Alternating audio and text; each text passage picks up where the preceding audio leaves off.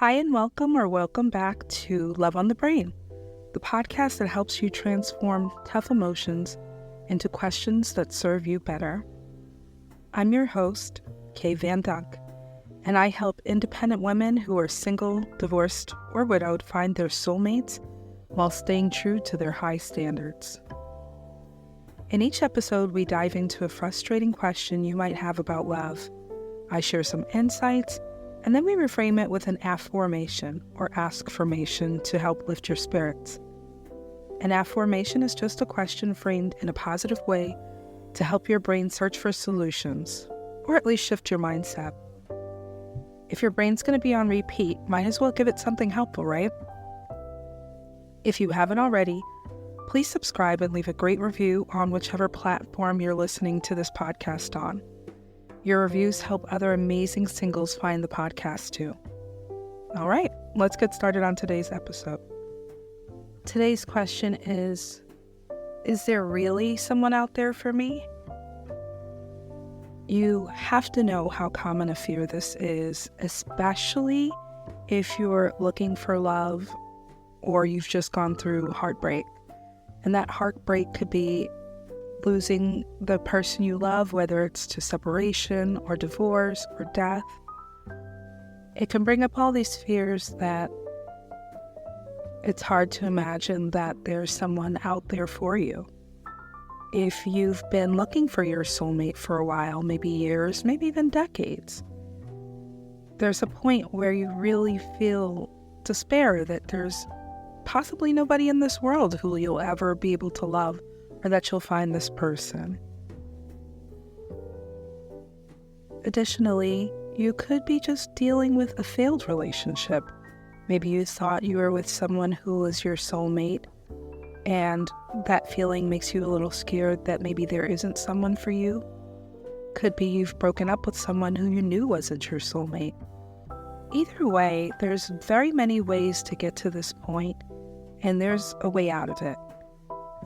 Because it's so easy to imagine 100 different ways that you end up alone.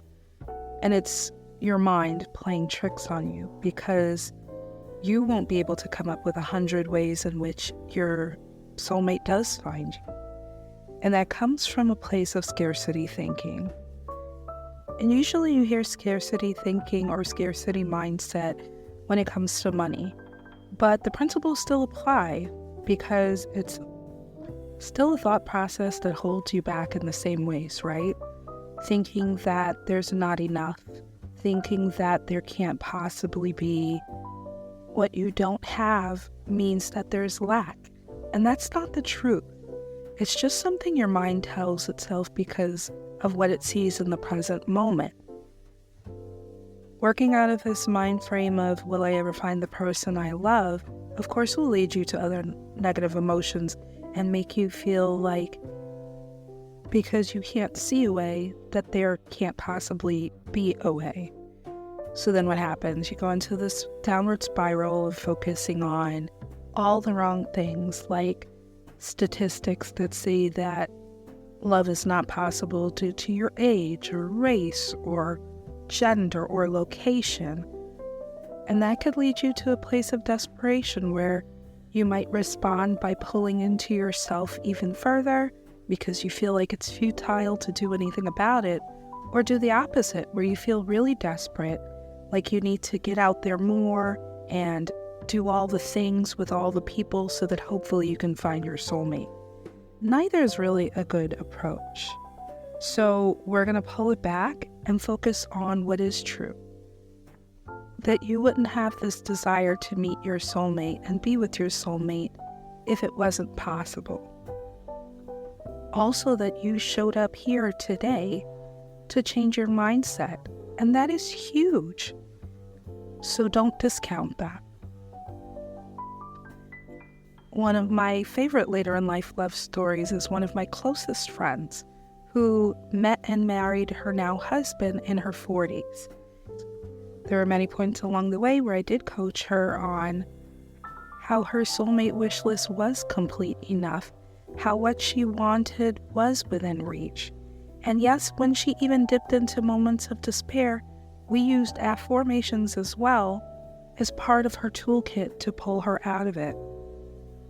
And it was a process because she's human, but eventually she got there, and so can you. I want you to focus on something very simple.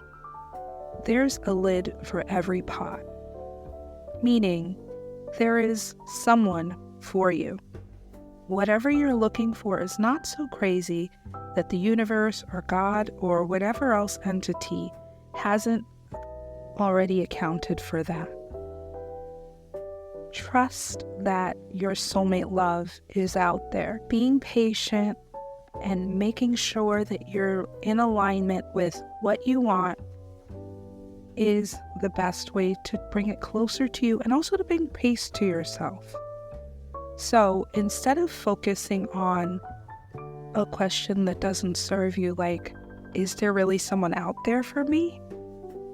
Try this affirmation instead. How delightful is it that I've found my soulmate, knowing that a perfect match exists just for me? Okay, I know it's a mouthful, so repeat it with me out loud. How delightful is it that I found my soulmate, knowing that a perfect match exists just for me? Because there is someone out there just for you. And every time you do work like this to change your mindset and not just come from a place of positivity, but to challenge yourself to think about things from a different angle, you bring love closer. You bring your soulmate closer. Before we close each podcast, I love to focus on gratitude because it's the highest vibration of all. So, think of one thing that you're grateful for in this moment.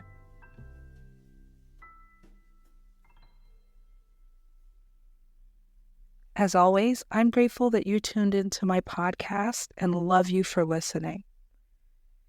And remember, when love is on the brain, asking better questions can lead to better answers.